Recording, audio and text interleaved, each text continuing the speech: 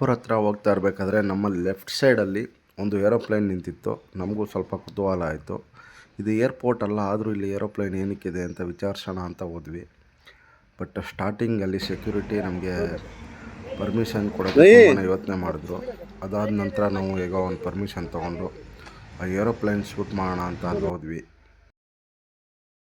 ನಾವು ಸಾಮಾನ್ಯವಾಗಿ ಕೆಟ್ಟು ನಿಂತಿರೋ ಬಸ್ ನೋಡಿರ್ತೀವಿ, ಕಾರ್ ನೋಡಿರ್ತೀವಿ. ಫಸ್ಟ್ ಟೈಮ್ ನಾನು ಕೆಟ್ಟು ನಿಂತಿರೋ ಏರೋಪ್ಲೇನ್ ನೋಡ್ತಾ ಇದ್ದೀನಿ. ಬಟ್ ಈ ಏರೋಪ್ಲೇನ್ನ ಇವರು ರೆಸ್ಟೋರೆಂಟ್ ಮಾಡೋದಕ್ಕೆ ತೊಗೊಂಡು ಬಂದಿದ್ದಾರೆ ಅಂತ ಕೇಳ್ಪಟ್ವಿ.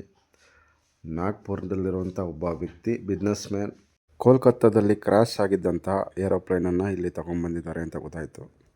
ಈ ಏರೋಪ್ಲೇನ್ನ ಬಿಸ್ನೆಸ್ ಮ್ಯಾನ್ ಒಂದು ರೆಸ್ಟೋರೆಂಟ್ ಮಾಡಬೇಕು ಅಂತ ರೆಡಿ ಮಾಡಿಸ್ತಾ ಇದ್ದಾರೆ ಅಂತ ಗೊತ್ತಾಯಿತು. ಏರೋಪ್ಲೇನ್ ಒಳಗಡೆ ಶೂಟ್ ಮಾಡೋಣ ಅಂತ ಹೋದ್ವಿ. ನೋಡ್ತಾ ಇರ್ಬೋದು ನೀವು, ಕೆಳಗಡೆ ಸೀಟ್ಸ್ ಎಲ್ಲ ಇದೆ. ವೆಲ್ಡಿಂಗ್ ರಾಡ್ ಹಾಕಿ ಅದನ್ನು ಏರೋಪ್ಲೇನನ್ನು ಲ್ಯಾಂಡ್ ಮಾಡಿದ್ದಾರೆ ಇಲ್ಲಿ. ಇದು ತುಂಬಾ ಹಾಳಾಗಿದೆ ಏರೋಪ್ಲೇನ್ ಅಂತಲೇ ಹೇಳ್ಬೋದು. ಏರ್ ಇಂಡಿಯಾ ಕಂಪನಿಯ ಫ್ಲೈಟ್ ಇದು.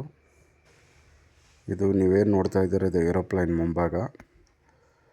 ಮುಂದೆ ಎಲ್ಲ ಸ್ವಲ್ಪ ಹಾಳಾಗಿದೆ, ಎಲ್ಲ ತೆಗೆದಿದ್ದಾರೆ ಇದನ್ನು. ಫ್ರಂಟ್ ವ್ಯೂ ಇಲ್ಲ ಇದಕ್ಕೆ, ಫ್ರಂಟ್ ಎಲ್ಲ ಹಾಳಾಗಿದೆ.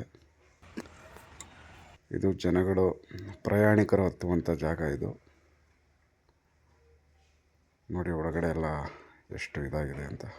ಇದನ್ನು ಏನೋ ರಿಪೇರಿ ಮಾಡ್ತಿದ್ದವರು ವಿಡಿಯೋ ಮಾಡೋ ಆಗಿಲ್ಲ ಅಂದರು. ಸೊ ಅಲ್ಲಿಂದ ನಾನು ಏರೋಪ್ಲೇನ್ ಮುಂದೆ ಒಂದು ಫೋಸ್